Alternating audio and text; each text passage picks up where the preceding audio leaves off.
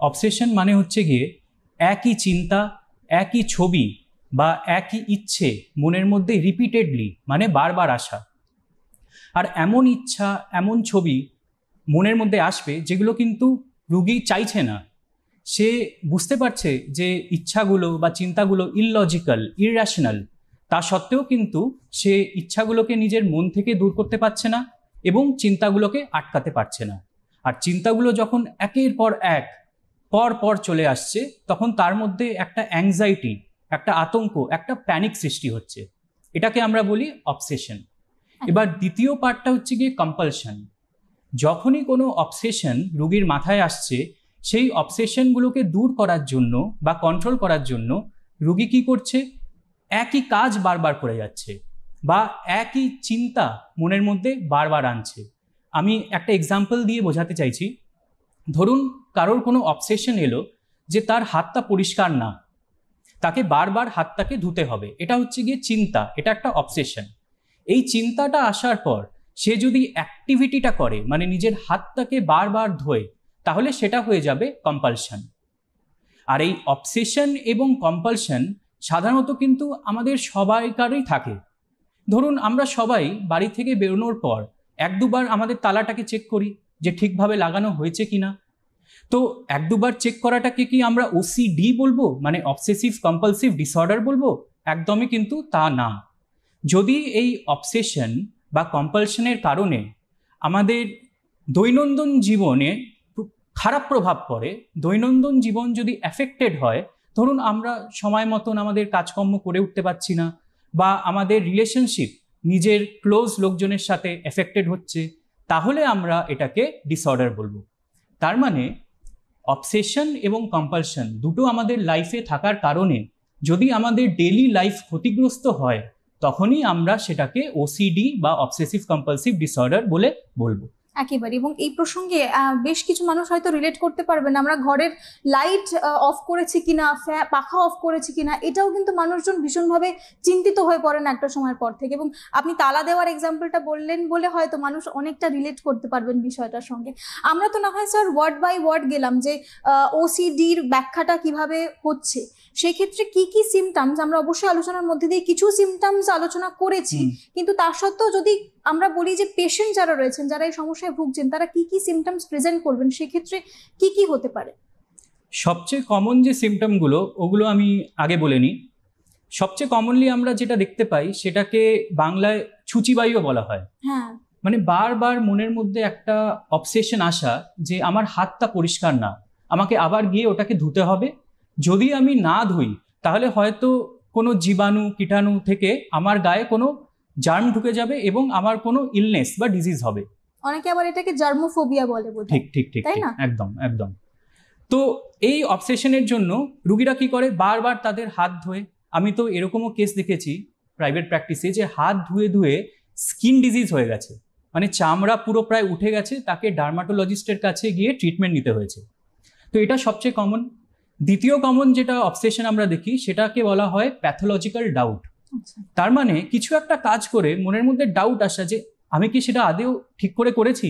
আপনি যেটা বললেন যে লাইট ফ্যান অফ করে বারবার এই ডাউটটা মনের মধ্যে আসা যে আদেও কি অফ হয়েছে, না তো আমার মনে হয় আমি করিনি, গিয়ে একবার চেক করে আসি। বা তালা মেরে বারবার চেক করা যে আমি কি তালাটা মেরেছি, না না যদি না মেরে থাকি, যদি কোনো ডাকাতি হয়ে যায়। বা আমি কি স্টোভটা অফ করেছি, বারবার রান্নাঘরে গিয়ে চেক করা, নবটা ঘুরিয়ে ঘুরিয়ে যে দেখি তো ঠিক অফ হয়েছে কিনা। যদি না হয়ে থাকে তাহলে হয়তো স্টোভটা বাস্ট করবে, পুরো বাড়িতে আগুন ধরে যাবে।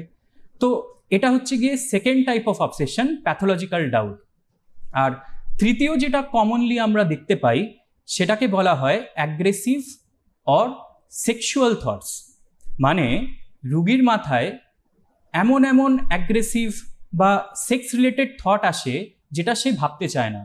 ধরুন নিজের পার্টনারের প্রতি সেক্সুয়াল চিন্তাভাবনা আসা তো নর্মাল, কিন্তু যদি রুগীর তার নিজের পরিবারের কাউকে নিয়ে চিন্তাভাবনা আসে বা ঈশ্বরকে নিয়ে এরকম খারাপ চিন্তাভাবনা আসে, তাহলে সে কতটাই ভয় পড়ে যাবে, তাই না?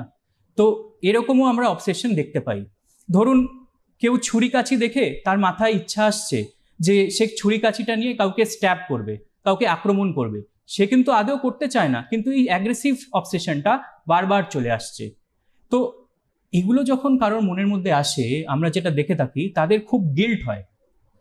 তারা ভাবে যে সত্যিই কি আমি এত খারাপ যে আমার মনের মধ্যে এত বাজে বাজে চিন্তা আসছে।